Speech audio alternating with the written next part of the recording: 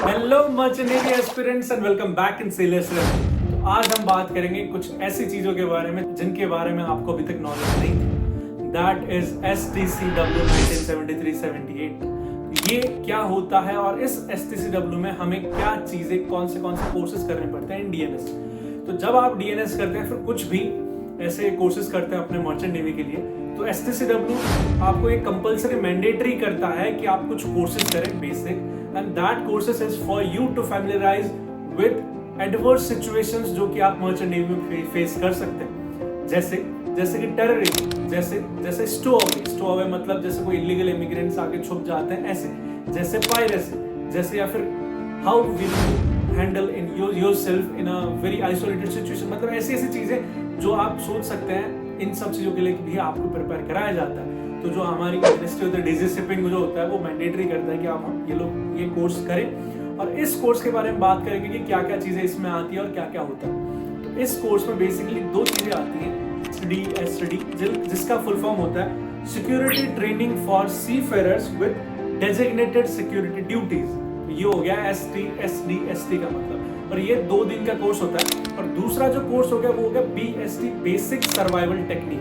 और basic survival technique में 4 चीजें आती हैं। अब 4 चीजें कौन कौन सी आती हैं?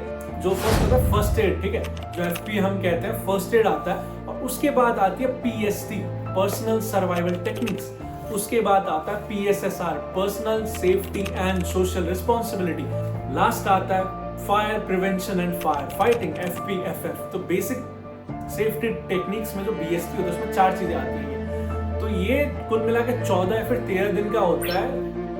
कल कॉलेज टू कॉलेज जो है वेरी करता रहता है, तो किसी में 11 दिन का BST होता है, तो किसी में 12 दिन का BST होता है, और ST 2 दिन का ही होता है। अब इसमें क्या होता है, कोर्स करने के साथ साथ इसमें आपको E-लर्निंग होता है, जो क्या जब आप मर्चेंट नेवी की तैयारी कर रहे होंगे, जब आप कोर्स कर रहे होंगे उस टाइम पे आपको पता चल जाएगा। तो DG की तरफ से साइट्स होते हैं, उसमें E-गवर्नेंस वगैरह इन सब में आपको पता चल जाएगा। E-लर्निंग होता है, कुछ टाइम जो होता है आपको उसमें बिताना पड़ता है, you have to give that time, और उसके बाद आपको असेसमेंट भी होता है, you have to give that assessment also and you have to pass that also. और इन सब कोर्सेज के जैसे जैसे वैलिडिटी है, जैसे जैसे कोर्स होते हैं, you have to give an exit exam also. एक एग्जिट एग्जाम होता है जिसको देके आपको पास होना पड़ता है, और ये सब वो चीज समझा देंगे। अब ये बात करेंगे इन सब कोर्सेज में क्या होता है। अगर हम ले FPFF, इससे आपको क्या समझ में आ रहा है? Fire prevention and fire fighting. अब ये fire prevention and fire fighting क्यों कह रहे हैं? तो ये हमको बताता है कि अगर फायर कहीं पे है तो how should we deal with it, हमें उसको क्या क्या करना पड़ता है। मतलब फाइंड, इन्फॉर्म, रेस्ट्रिक्ट, एस्केप। तो फायर का मतलब ये सब चीजें जो होती है ये बताता है। आज से पहले आपको ये नहीं पता होगा, मतलब मेरे को भी इतना जानकारी नहीं था इसके बारे में, कि हमारे पास एक्सटिंग्विशर्स भी 3 प्रकार के होते हैं। Fixed type extinguishers, portable type extinguishers and semi portable type extinguishers. इनमें उनके पर्टिकुलर अमाउंट भी होते हैं, कितने के बाद क्या होता है और वो भी।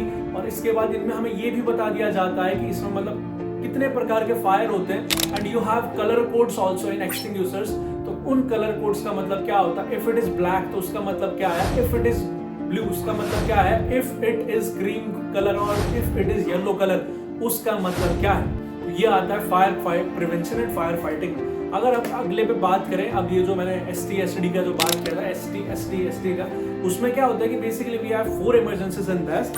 अगर वो 4 इमरजेंसी की बात करें, 1 is terrorism, 2nd is piracy, 3rd is smuggling, 4th is stowaway.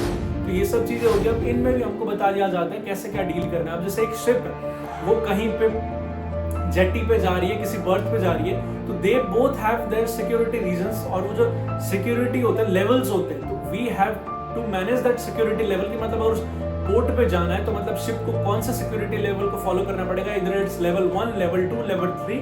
तो ये सब भी होता है। ये तो मतलब बेसिक सी बातें होती है, आपको पता चल जाएगा। अगर हम बात करें फर्स्ट एड के बारे में, तो we are not doctors, we are basically seafarers, right. लेकिन वहां पे आपको पता है कि डॉक्टर्स अवेलेबल नहीं होते। उस टाइम पे इमरजेंसी में जाने से पहले you have to give some first aid also.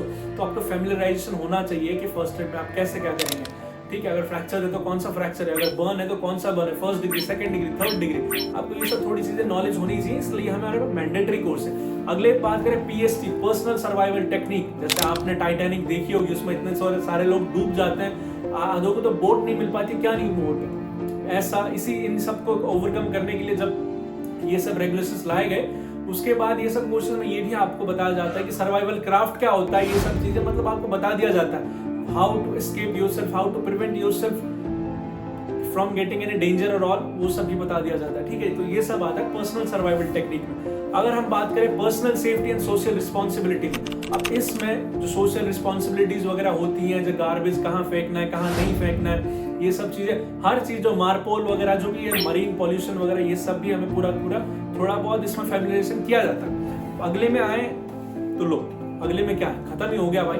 तो यही सब चीजें होती है जो थोड़ी बहुत STCW में होता है, और मैंने आपको बेसिक आइडिया दे दिया है, इतना ही होता है। और आपको कुछ और जानना है तो you can just do your merchant navy courses, DNS BSc कुछ भी ज्वाइन कर सकते हैं, वहाँ पे कॉलेज अपने आप ही करा देते हैं। और ऐसे कुछ सर्टिफिकेट्स मैं अपने बैकग्राउंड में लगा दूंगा, ऐसे कुछ सर्टिफिकेट जनरेट होते हैं जब आप एग्जिट एग्जाम पास करते हो। तो that's all for today, Lokendra signing off, bye bye.